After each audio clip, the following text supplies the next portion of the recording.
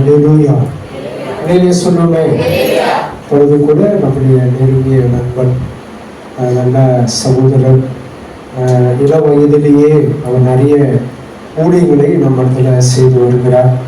ஆனாலும் அபிஷேக் இப்பொழுது கிண்டி பகுதியிலே அவர் ஊழியர் சபை வைத்திருக்கிறார்.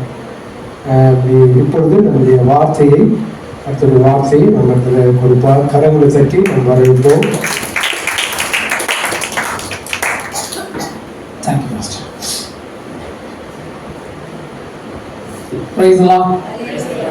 ஆண்டவரும் ரட்சகருமாகிய இயேசு கிறிஸ்துவின் நேற்று நாமத்தினாலே உங்களுக்கு என் அன்பின் வாழ்த்துக்கள். அல்லேலூயா. சந்தோஷமா இருக்கீங்களா? ஆமென். ஏனென்றால் ஆண்டவருடைய வசனம் சொல்கிறது, சந்தோஷமாயிருங்கள். மீண்டும் சொல்கிறேன், சந்தோஷமாயிருங்கள். அல்லேலூயா. ஓகே, எல்லாரும் ஆண்டவருடைய வார்த்தையை தியானிக்கும் முன்பாக எல்லாரும் தலைகளை தாழ்த்தி கண்களை மூடி நம்ம செபிப்போம்.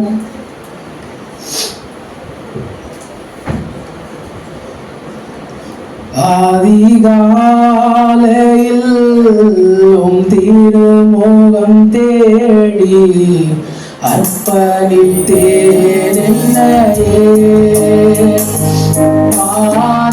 ஆராதனை துதி ஸ்தோத்திரங்கள் அப்பனே உமக்கு தந்தேன். ஆராதனை துதி ஸ்தோத்திரங்கள் அப்பனே உமக்கு தந்தேன். ஆராதனை ஆராதனை ஆராதனை ஆராதனை ஆராதனை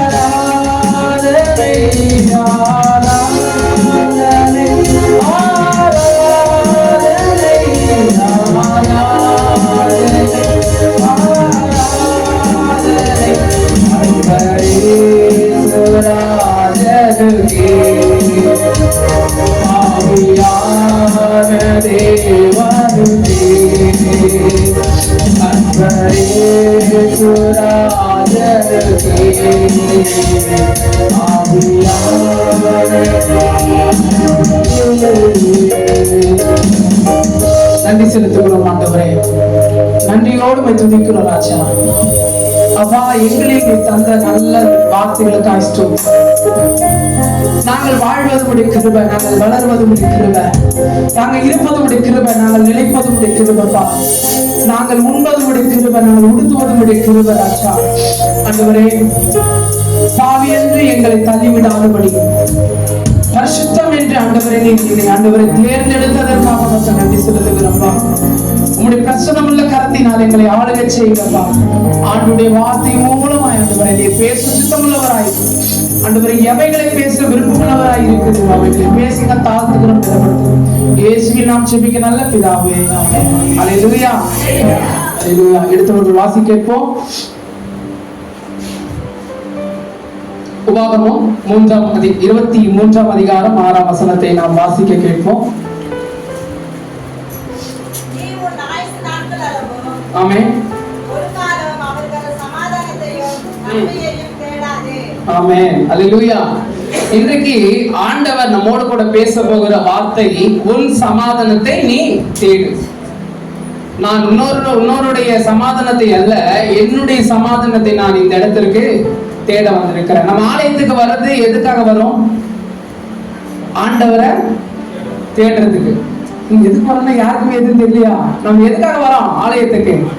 ஆண்டவரை தேடி ஆண்டவரை ஆராதிக்கவும், ஆண்டவர் நாமத்தை மகிமைப்படுத்தும். ஏன்னா ஃபர்ஸ்ட் நாள் இந்த மண்டேல இருந்து சாட்டர்டே வரைக்கும் அவர் நடத்துற ஒவ்வொரு நினைவுகளை நினைத்து அந்த நினைவுகள் எல்லாம் வச்சு என்ன பண்ணணும்? நம்ம சண்டே நம்ம ஆராதிக்க வரோம். அல்லேலூயா. அந்த ஆராதனையில நாம என் சமாதானம் எங்க இருக்கு அப்படின்னு சொல்லிட்டு நான் என்ன பண்ண போகிறேன்? தேட வந்திருக்கிறேன். அல்லேலூயா. இந்த இடத்துக்கு ஆண்டவர் கொண்டு வந்ததுக்கு ஒரு நோக்கம் உண்டு. ஆமென். அப்போ பாருங்க, கர்த்தருடைய வசனம் சொல்லுகிறது, அவர்களுடைய சமாதானத்தை நீ தேடாதே, உன்னுடைய சமாதானத்தை நீ தேடு.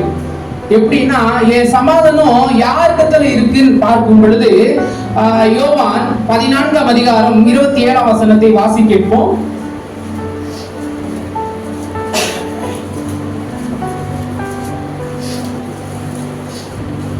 என் நாமத்தினாலே யோவான் 14:27. சமாதானத்தை உங்களுக்கு வைத்துக் கொள்கிறேன். ஆ. என்னுடைய சமாதானத்தையே உங்களுக்கு கொடுக்கிறேன். உலகம் கொடுக்கிற பிரகாரம் நான் உங்களுக்கு கொடுக்கிறது. ஆ. உங்கள் இருதயம் கலங்காமலும் பயப்படாமலும் இருப்பதாக. ஆமென். ஹல்லேலூயா. நான் யாரிடத்துல நான் சமாதானத்தை முதலாவது நான் தேட வந்திருக்கிறேன் என்றால், நான் யார் எனக்கு சமாதானத்தை கொடுக்க அவர் கொடுக்கிறாரோ அவரை நான் தேட வந்திருக்கிறேன். ஹல்லேலூயா.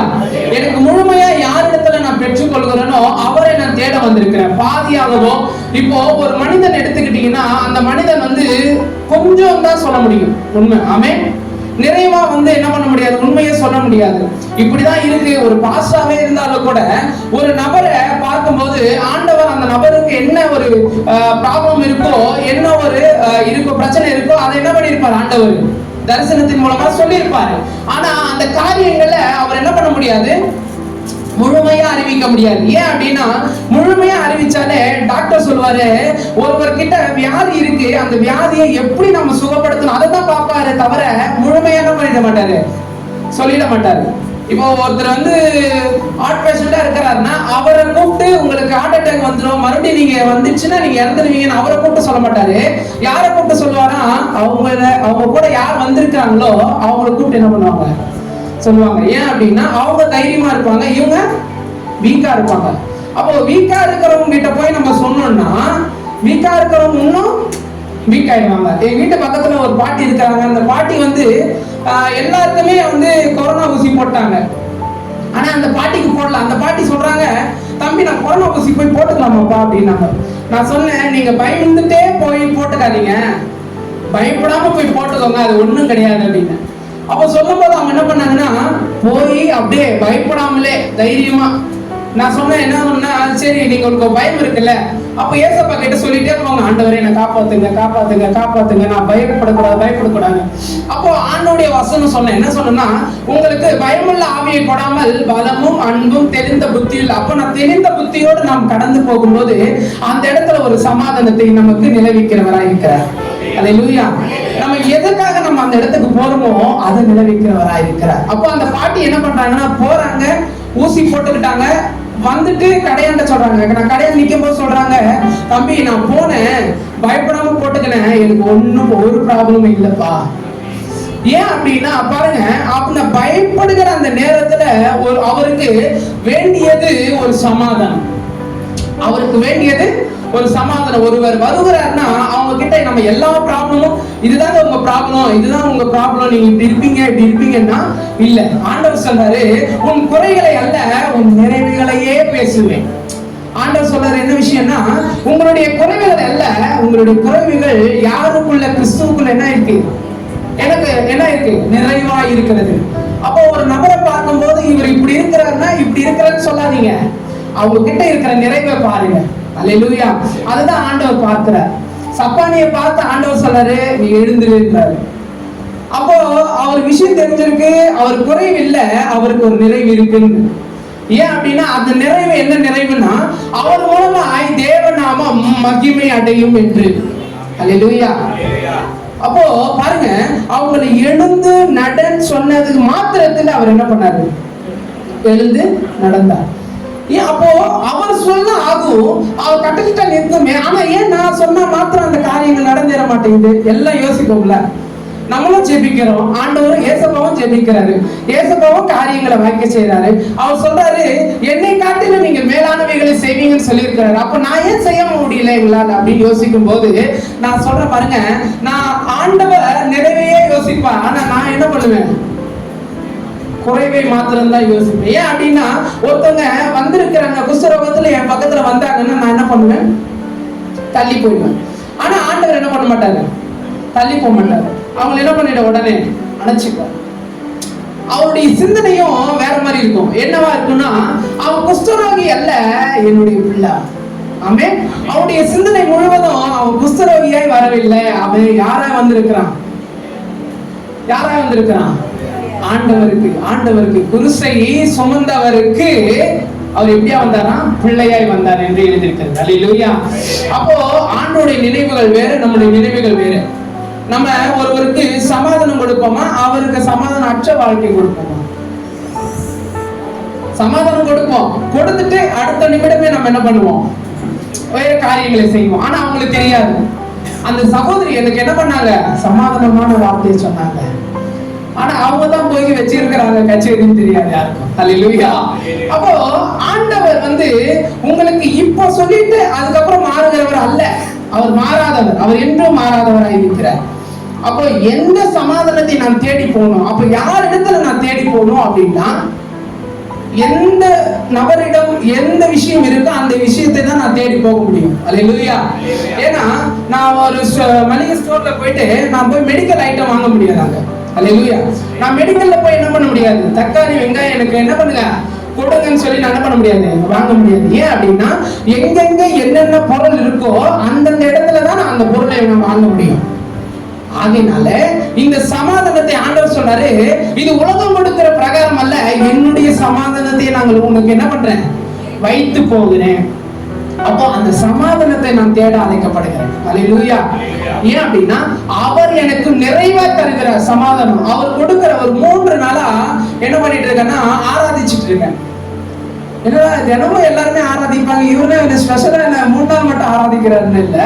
பைக்ல போகும்போது எல்லா நேரமும் ஆண்டவர் என்ன பண்றோம்னா ஆராதிச்சுட்டே இருக்கு. ஆராதிக்க ஆராதிக்க ஆராதிக்க ஆர்ப்பாட்டம் எல்லாம் மாறுது. ஆராதிக்க ஆராதிக்க நம்ம ஆராதிக்கலாம் அப்படியே ஆனந்தமா மாறுது. நான் இத்தனை நாள் இருக்காத அந்த ஸ்பெஷலான அந்த ஃபீலிங் இந்த 3 நாள் இருக்கு. அது என்ன காரணம்னு சொல்லிட்டு இன்னைக்கு யோசிக்கும் போது பாருங்க, ஆண்டவர் சொல்றாரு, நீ துதிக்கும் போதே உன் துன்பங்கள் எல்லாம் மாறினது. புரியுதுங்களா? நான் துதிக்கும் போதே என் இடத்துல இருக்கிற எல்லா காரியங்களையும் எல்லா நினைவுகளையும் ஆண்டவர் மாற்றி அருளினார். அல்லேலூயா. அதனாலதாங்க என் இருதயம் லகுவானது. நான் எப்பவுமே பாரத்தை வச்சுட்டே இருந்தேன்னா லகுவாகாது. ஆனா நான் லகுவான காரியங்களை நோக்கி பார்க்கும் போது அவர் என் பாரத்தை எல்லாம் நீக்கி என்ன பண்றாரு, நமக்கு ஒரு சமாதானத்தை நமக்கு தருகிறவராக இருக்கிறார். அல்லேலூயா. அப்போ ஏன் நான் அவர் இடத்துல தேடணும் அப்படின்னா பாருங்க, மத்தேயு 15ஆம் அதிகாரம்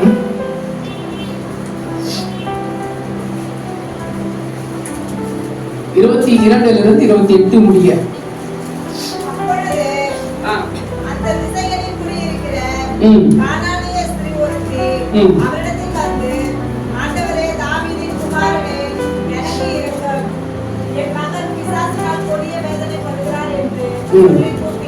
ஆமென். அல்லேலூயா.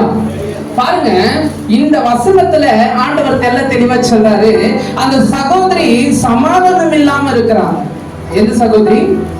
அந்த சகோதரி என்ன பண்றாங்கன்னா கானானிய ஸ்திரீ ஒருத்தி, அவங்க என்ன பண்றாங்கன்னா சமாதானமே இல்லை. ஏன் சமாதானம் இல்லை அப்படின்னா தன்னுடைய மகளுக்கு என்ன பிடிச்சிருக்கு?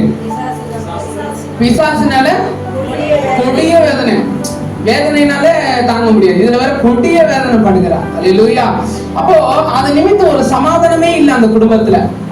எப்ப படுத்தா ராத்திரினாலும் கொடுமைதான், பகல்னாலும் கொடுமைதான். ஆண்டவரே அப்படின்னு சொல்லி என்ன பண்றாங்க, ஆண்டவரை பின்தொடர்ந்து கொண்டே இருக்கிறாங்க. அது நீங்க வீட்டுல போய் படிங்க பாருங்க, 22 இருந்து 28 வசனங்கள் முடிய இருக்கு. அவங்க என்ன பண்றாங்க, முதலாவது தேவனை கூப்பிடுறாங்க ஜெபத்துல.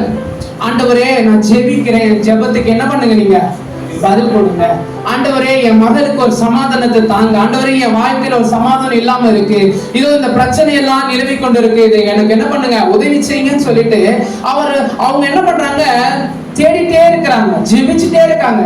ஆண்டவர் ஒரு வாட்டி கைவிடுறாரு, 2வது வாட்டி கைவிடுறாரு, 3வது வாட்டியும் கைவிடுறாரு. ஆனா 4வது வாட்டி என்ன பண்றாரு, சேர்த்துக்கொண்டார். ஏன்னா அவங்க என்ன பண்ணிட்டாங்க, தங்களை தாழ்த்தி. அதுதான் வசனம் சொல்லுதுல, என் ஜனங்கள் தங்களை தாழ்த்தி ஜெபம் பண்ணி தங்கள் பொல்லாத வழிகளை விட்டு திரும்பினா அப்பொழுது அந்த தேசத்திற்கு என்ன பண்ணுவேன், சேமத்தை கொடுப்பேன். அவங்க அது வரைக்கும் தன்னை தாழ்த்த வேலை, ஆனா கடைசி நேரம் தன்னை தாழ்த்தி என்ன பண்ணாங்க, ஒப்பு கொடுத்து ஜெபித்தாங்க. அதனாலதான் நம்முடைய வாழ்க்கையில தினந்தோறும் ஜெபிக்கிற ஜெபத்திற்கு தாமதம் ஏற்படுகிறது.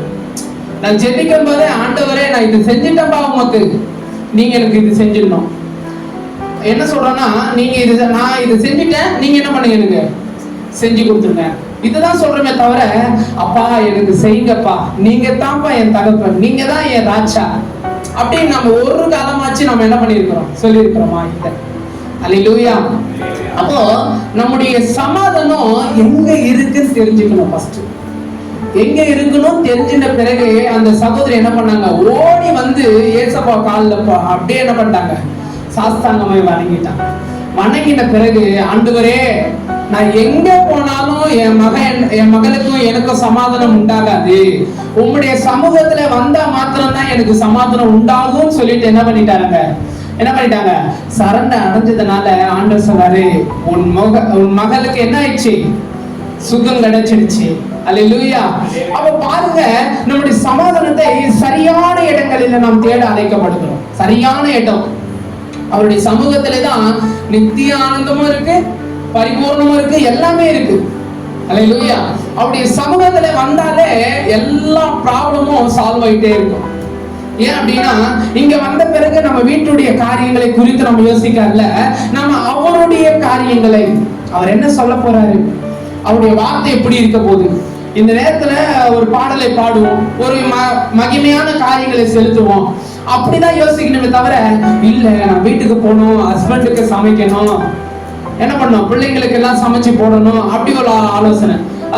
ஜென்ஸ் பக்கம் பார்த்தோம்னா கறி வாங்கணும், எல்லாமே வீட்டு காய்கறிகள் எல்லாம் வாங்கி நம்ம என்ன பண்ணணும், வீட்டுக்கு போய் சமைக்கணும், சமைச்ச பிறகு நாம் சாப்பிட்டு நித்திரை அடைஞ்சிடணும். அதுதான் ஒரு வாழ்க்கை நினைக்கிறோம். இல்ல, நித்திரையை விழித்திருந்து நம்ம என்ன பண்ண போறோம், செபிக்க நம்ம அழைக்கப்படுகிறோம். அல்லேலூயா. ஏன் அப்படின்னா, இந்த உலகமானது பொல்லாததா இருக்கு, ஆனா காலத்தை பிரயோஜனப்படுத்திக் கொள்ளுங்கள் என்று ஆண்டவரும் சொல்றார். எல்லா நேரம், ஒரு நேரம் ஆனாலும் என்ன பண்ணக்கூடாது, வேஸ்ட் பண்ணக்கூடாது. ஏன்னா அவருடைய சந்நிதியில ஒவ்வொரு நேரமும் பொன்னாய் விளங்குகிறது. அல்லேலூயா. பொன்னாய் விளங்குகிறதுனா அந்த நேரம் எல்லாம் எனக்கு இம்பார்ட்டன்ட். நான் எதன் மேல நான் நோக்கமா இருக்கிறேனோ அந்த காரியங்களை, ஏன் நான் என் வாழ்க்கை காலங்களில் சொல்றேன், நான் ஃப்ரீயா இருக்கும் போதெல்லாம் என்ன பண்ணுவேன்னா ஆராதனை செய்வேன். வேதத்தை படிக்கிறதை காட்டிலும் நான் என்ன பண்ணுவேன்னா ஆராதனை தான் முக்கியம் கொடுப்பேன். ஏன் அப்படின்னா, நான் ஆராதிக்கும் போது எனக்கு தூக்கம் வராது, நான் பைபிள் படிக்கும் போது தூக்கம் வரும். அதனால என்ன பண்ணணும்னா, நம்ம மோஸ்ட்லி நம்ம ஃப்ரீயா இருக்கும் போதெல்லாம் நம்முடைய சிந்தனை மாறுறதுக்கு, நம்முடைய செயல் மாறுறதுக்குலாம் நம்ம என்ன பண்ணணும், முக்கியமா ஆராதனை செய்யணும். ஏன் அப்படின்னா, இந்த வாலிப காலங்கள்ல நான் இயேசுவை நான் எப்படி நான் நினைக்க முடியும்னு ஆண்டவருடைய வசனம் சொல்லுகிறது. அல்லேலூயா. நம்ம எப்படி எல்லாம் பாருங்க, ஒரு வாலிபன் தன் இருதயத்தை எதனால் சுத்தம் பண்ணுவான் என்றால் அவருடைய வார்த்தையினால, அவருடைய வசனிப்பினால. அப்ப அந்த வசனம் நம்ம இருதயத்துல நம்ம ஒரு அதிகாரம் படிக்க முடியும், 2 அதிகாரம் படிக்க முடியும், 3வது அதிகாரத்துக்கு தூக்கம் வந்துடும். அந்த 2 அதிகாரத்தை எடுத்து என்ன பண்ணணும், எடுத்து வச்சுக்கிட்டு படிச்ச பிறகு நம்ம ஆராதிக்க நம்ம ஆரம்பிக்க வேண்டும். அல்லேலூயா. நம்ம எப்படிலாம் ஆராதிக்கணும், ஆண்டவரை இப்படி சொல்லியிருக்கிறீங்க, நீங்க சுகப்படுத்துகிறவர், நீர் பலப்படுத்துகிறவர், நீர் ஆரோக்கியத்தை கொடுக்கிறவர் அப்படின்னு சொல்லிட்டு நம்ம அநேக காரியங்களை சொல்லி சொல்லி சொல்லி சொல்லி ஆராதிக்கும் போது அவருடைய கிருபை பரிபூரணமாய் விளங்கும். அதனாலதான் தாவீதோடு ஆண்டவர் இருந்தார். அல்லேலூயா. தாவீது அநேக நேரம் வேதத்தை எடுக்கல, அநேக நேரம் அவர் ஆராதிக்க ஸ்டார்ட் பண்ணார். அவர் வேதத்தை எடுத்தவர் அல்ல, அவர் அநேக நேரம் எப்படியா இருந்தாலும் ஆண்டவரை ஆராதிக்கணும். எப்போல்லாம் ஆராதிக்கணும். ஏன் பாருங்க, பரலோகத்திலே வசனம் கிடையாது, பரலோகத்திலே வசனம் கிடையாது. அங்க என்ன பண்றாங்க, 24 மணி நேரம் என்ன பண்ணுவாங்க, ஆராதிக்கிறாங்க. சேனைகளின் கர்த்தர் பரிசுத்தர் பரிசுத்தர் அப்படின்னு சொல்லி என்ன பண்றாங்க, ஓயாமல் ஆராதித்துக் கொண்டு இருக்கிறாங்க. அப்போ இந்த வார்த்தைகள் நம்முடைய வழிகளை தீர்மானிக்கிறது.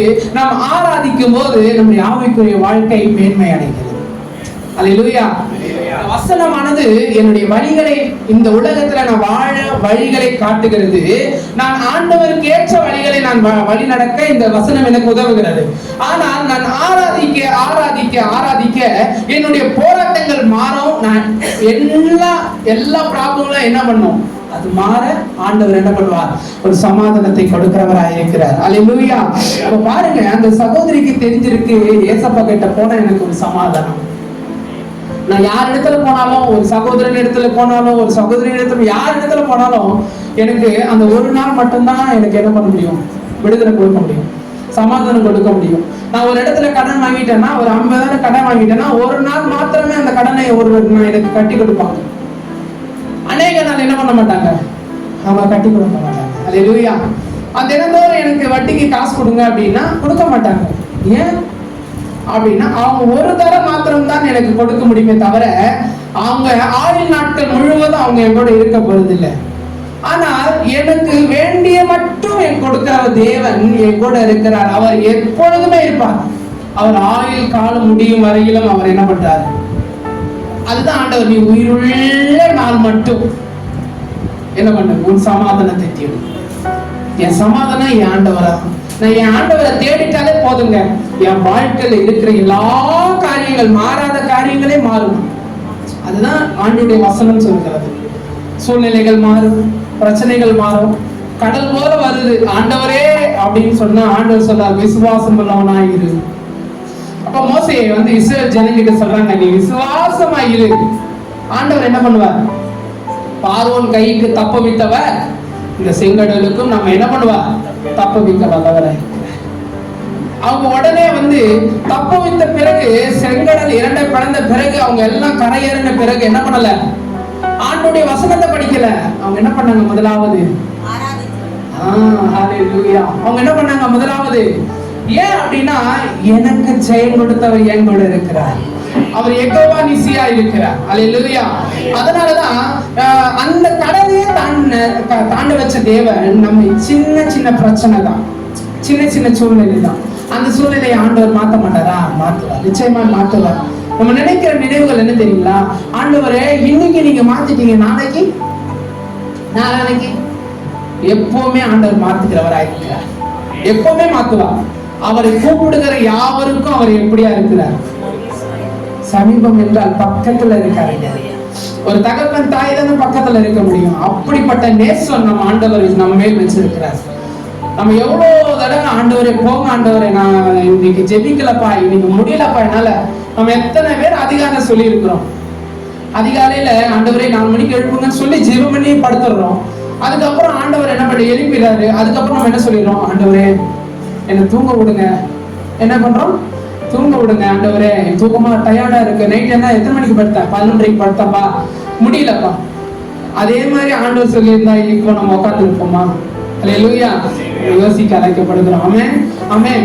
நம்ம பாருங்க, ஆண்டவர் சிலுவையில ஏறதுக்கு முன்னாடி அப்படி யோசிச்சு இருந்தா, பா தம்பி நைட்டு ஃபுல்லா எனக்கு தூக்கம் இல்லை, அதனால இந்த சிலுவையை நீயே தூக்கு, நான் தூக்கலப்பான்னு சொன்னா இப்போ எத்தனை பேர் நம்ம இருந்திருப்போங்க?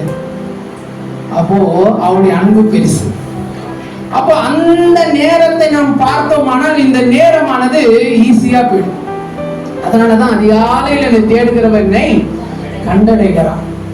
அப்ப அவரை காணணும், ஆண்டவரே நான் உண்மை காணணும்ப்பா அப்படின்னு சொல்லிட்டு 10 மணிக்கு போய் தேடக்கூடாது. அதிகாலையில போய் தேடணும். அப்பா உண்மை நோக்கி பார்க்கணும்ப்பா, உங்க தேடுறப்பா, நீங்க வாங்கப்பா. அவர் எப்படி வருவாரா? வசனங்களின் மூலமாய். வார்த்தை படிக்கும் போது நமக்கு ஒரு சமாதானம் இல்லாத காரியங்கள் இருக்கும்போது ஆண்டவர் சொல்லுவாரு. என் எக்ஸாம் டைம்ல நான் என்ன பண்ணேன்னா ஜெபம் பண்ணி போயிட்டேன். ஏன்னா எனக்கு வந்து அந்த டீச்சர் வரவே இல்லை. எங்களுக்கு ஒரு ஆண்டு காலமா அவங்க என்ன பண்ணல, ஒரு ஆண்டா வரவே இல்லை. அவங்க வரவும் இல்லை, நடத்தவும் இல்லை. எங்களுக்கு லெசனே புரியல. அப்ப லெசன் புரியாதப்போ நாங்க என்ன எழுதணும் ஒன்றும் புரியாம இருக்கும்போது 1 மாசத்துக்கு முன்னாடி என்ன பண்ணோம்னா ஜெபம் பண்ணியும் போது, ஆண்டவர் இந்த மாதிரி எக்ஸாம் சொல்லிட்டாங்க, நாங்க என்ன பண்றது ஒன்றும் புரியலப்பான்னு சொல்லும் போது அவர் என்ன பண்றாரு? நீ பயப்படாத, நான் உன் கூட இருக்கிறேன்னு சொல்லி அனுப்பிட்டாரு. அனுப்பிட்ட உடனே சரி நானும் போயிட்டே இருக்கும்போது திடீர்னு ஒரு பஸ்ல வந்து எழுதியிருக்கிறது, நான் உன் கூட இருக்கிறேன், நீ திகையாத கலங்காத அப்படின்ட்டு. அப்போ சரி நான் எதை குறித்து கலங்குறேனோ அதுக்கு ஆண்டவர் வார்த்தை கொடுக்குறேன்னு சொல்லிட்டு போயிட்டேன். காலேஜுக்கு போயிட்டேன். ஆனா காலேஜுக்கு போகும்போது தான் தெரியுது அதுக்கான நபர் வந்திருக்கிறாரு. எதுக்கான நபர்? அந்த லெசனை அவங்க 1 மாசம் கத்துக்க வேண்டிய விஷயங்கள் அவங்க என்ன பண்றாங்க? கத்துக் கொடுக்கும்படி ஆண்டவர் கொண்டு வந்திருக்கிறார். அல்லேலூயா.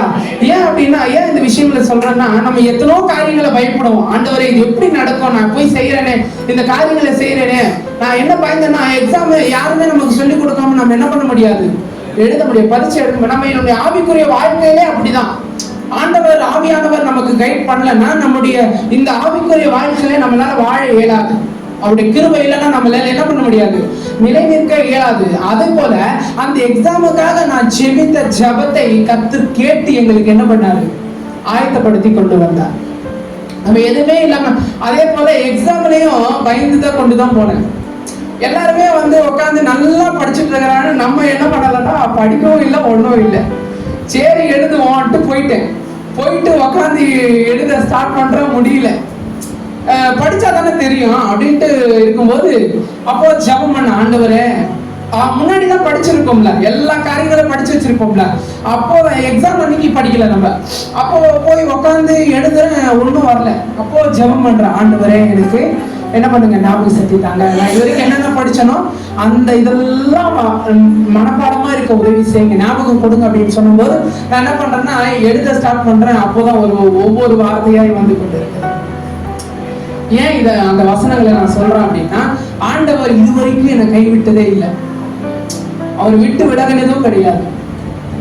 நம்மளே அதிகாலை எழுதுக்காம பாவம் செஞ்சிருக்கலாம், பொய் சொல்லி இருக்கலாம், ஆண்டவருக்கு விரோதமான காரியங்களை செஞ்சிருக்கலாம்.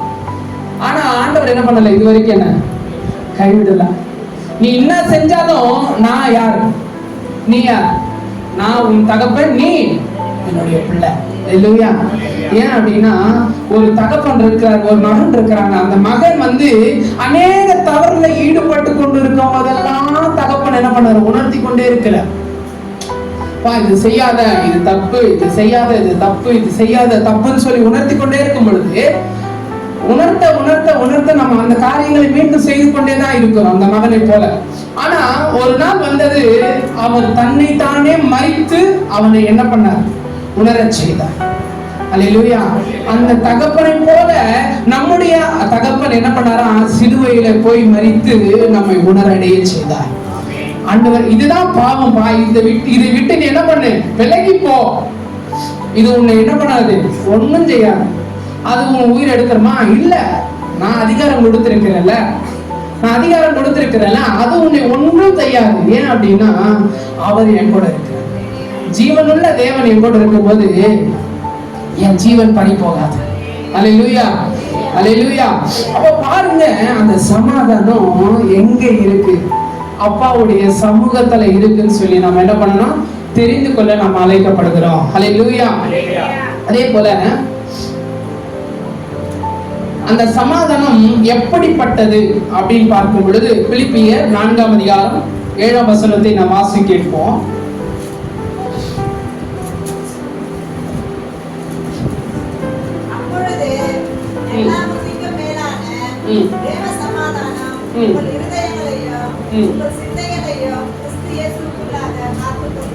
ஆமென், அல்லேலூயா.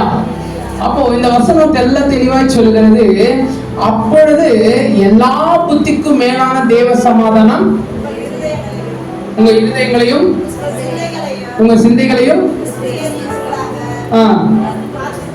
காத்துக்கொள்ளும். அல்லேலூயா. என் ஜீவியத்தை நான் காத்துக் கொள்ளுகிறதற்கு அவருடைய சமாதானம் தேவை. எதற்கு அந்த சமாதானம் எனக்கு வேணும்னா, நான் காக்கப்படுவதற்காக அவருடைய சமாதானம் எனக்கு தேவையா இருக்கிறது. அல்லேலூயா. எதற்கு நான் காக்கப்படணும்? இந்த உலகத்துல நம்ம படைக்கப்பட்டதற்கு ஒரு நோக்கம் உண்டு, நம்ம இறக்கப்படுகிறதுக்கு ஒரு நோக்கம் உண்டு. ஏன் அப்படின்னா இயேசு கிறிஸ்து படைக்கப்பட்டதற்கும் இறந்ததற்கும் ஒரு நோக்கம் உண்டு. ஏன் அப்படின்னா அந்த நோக்கத்தின்படிதான் நாம் பரிசுத்தமாய் வாழ்ந்தோம்.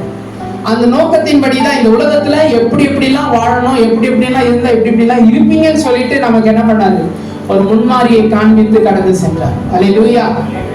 பாருங்க, இந்த இடத்துல சொல்லுகிறார், எல்லா புத்திக்கும் மேலான தேவ சமாதானம். ஒருவர் ஒரு காரியங்களை மாத்திரம்தான் நமக்கு விடுவிக்க முடியும், இன்னொருத்தர் அந்த காரியங்களை மாத்திரம்தான் விடுவிக்க முடியும். ஆனா ஆண்டவரிடம் எல்லா புத்திக்கும், எல்லா நபருடைய புத்தியும் இருக்கும். அட்வொகேட் ஆனாலும் பரவாயில்ல, டாக்டர் ஆனாலும் எல்லாமே அவர் தான். அல்லேலூயா. ஆனா ஒரு அட்வொகேட் கிட்ட போனீங்கன்னா அந்த அட்வொகேட் என்ன இது ரூல்ஸ் சொல்ல முடியுமோ அதை மட்டும் தான் சொல்ல முடியும். அவங்க வந்து உங்களுக்கு ஊசி போட்டுறேன், நான் ஊசி போடுறேன் உங்களுக்கு அப்படின்னு சொல்ல முடியுமா? இல்ல. அவங்க ஞானம் எதுவோ அது மாத்திரமே ஞானம். ஆனால் ஆண்டவருடைய ஞானம் மருத்துவராகவும் இருப்பார், விடுவிக்கிறவராகவும் இருப்பார், அவர் உங்களை காக்கிறவராகவும் இருப்பார்.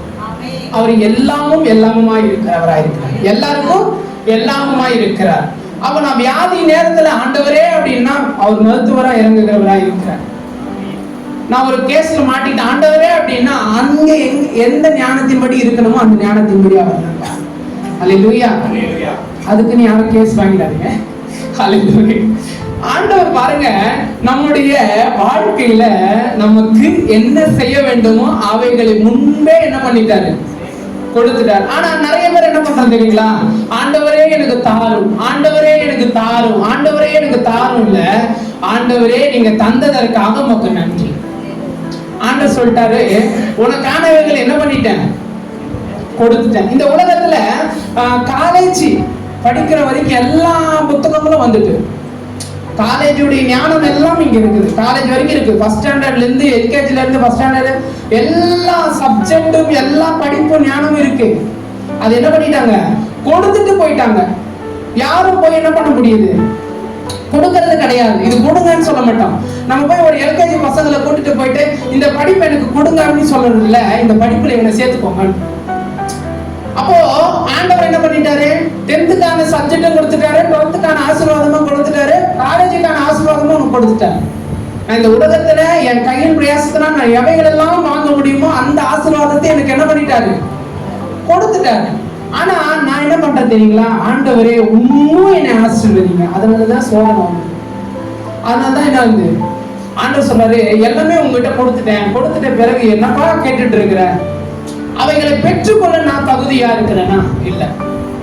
எனக்கு முன்பாக ஒரு தேவ சமூகத்துல என்ன இருக்கு, எனக்கு முன்பாக ஒரு பெட்டி இருக்கப்படுகிறது. அந்த பெட்டியில ஆண்டவருடைய கிருபை வரங்கள் இருக்கிறது. அப்போ அந்த வரங்களை நான் பெற்றுக்கொள்ளணும்னா நான் என்ன பண்ண முடியும், நான் என்ன பண்ணணும், அந்த பெட்டியை நான் ஓபன் பண்ணி பார்க்கணுமே தவிர அந்த பெட்டியை நான் போட்டு வைக்கிறதுக்காக அல்ல. அல்லேலூயா.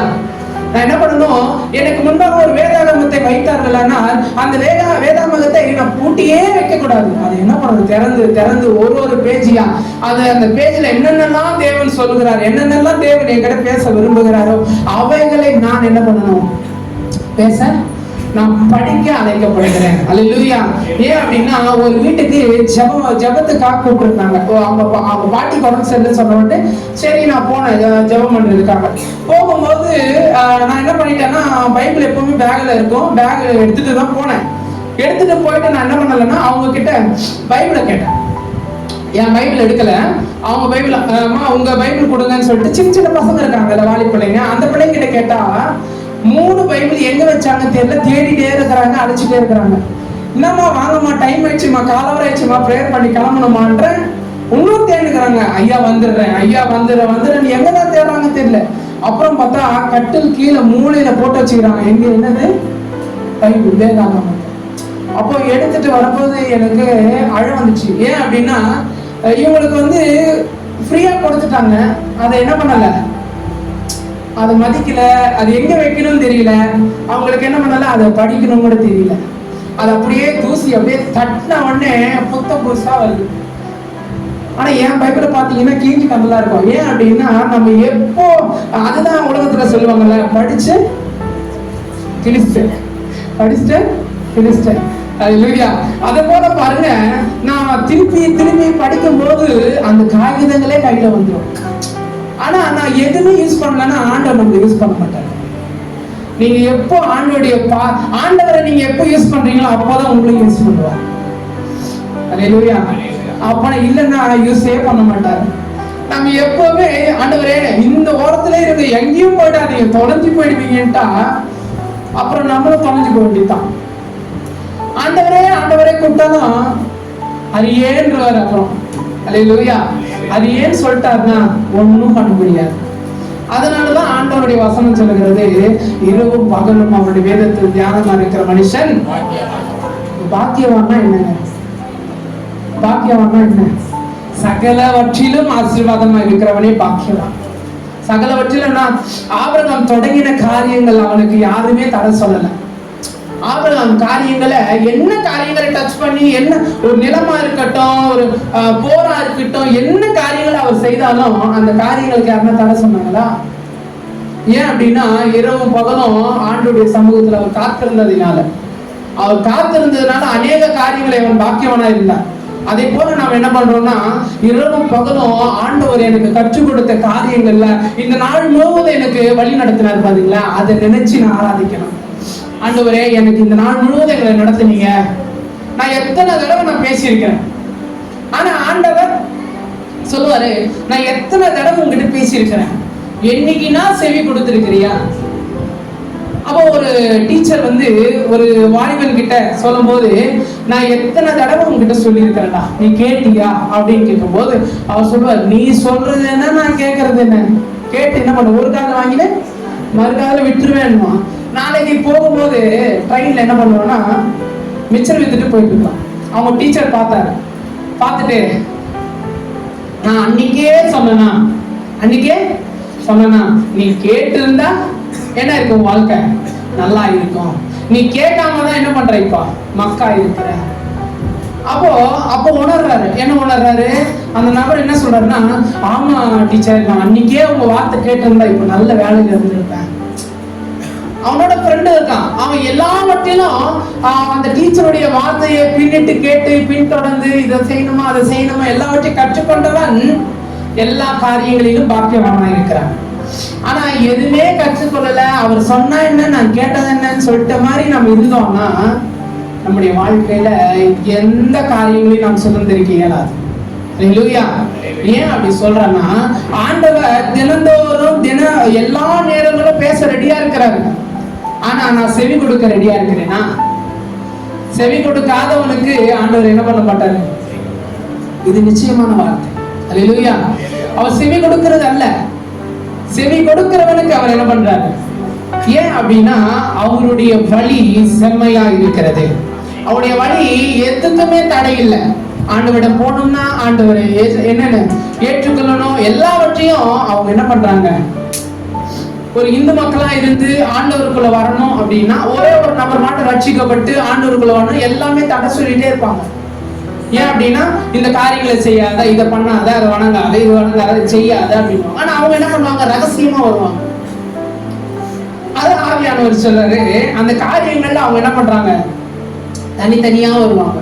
அவங்க தனிமையில ஆண்டவரை நினைச்சதுனாலதான் என்னாச்சு, தரமான காரியங்கள் நடந்தேறினது. அல்லேலூயா. அந்த ஒரு நபரினால் ஆண்டவர் என்ன பண்ணாரு, அந்த குடும்பத்தையே ரட்சிக்க அவரால் முடியும்.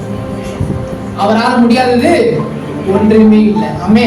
சகலமும் அவருடைய கரங்கள்ல இருக்குதான்.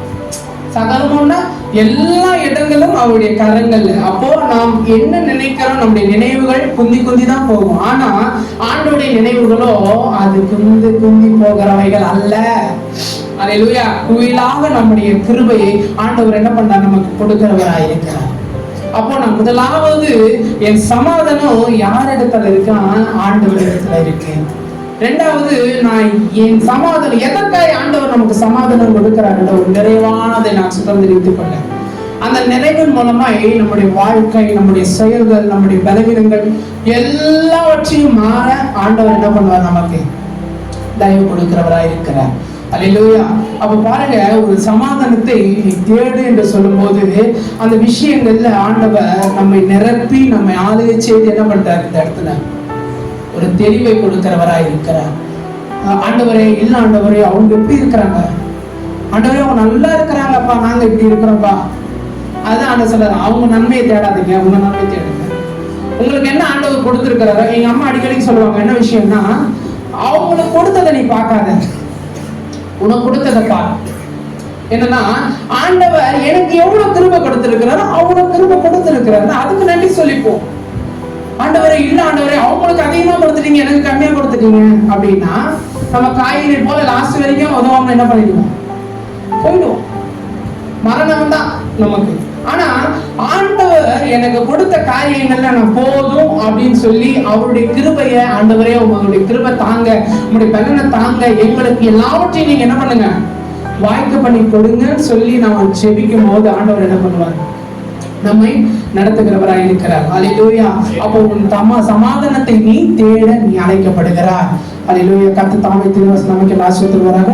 கொஞ்ச நேரம் நம்ம எழுந்து நின்று ஜெபம் செய்து நம்ம செய்வோம். அல்லேலூயா.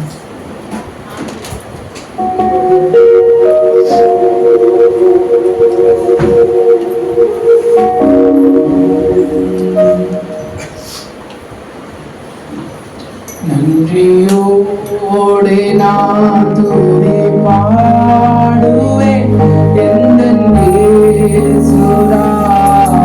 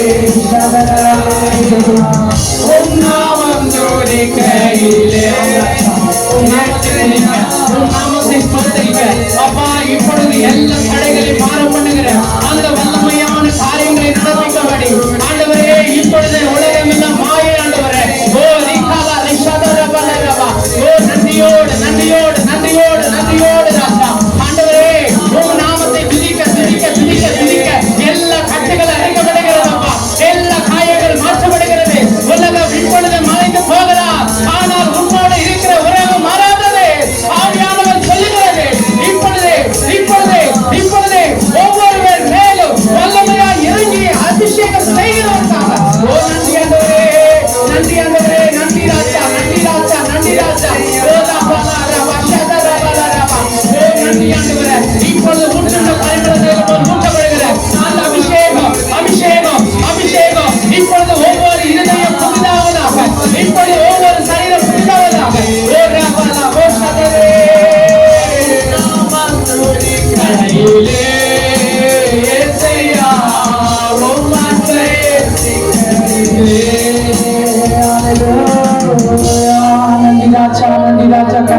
வார்த்தைக்காக நாம் பயன்படுத்துவோம். அவர் பிரசன்னம்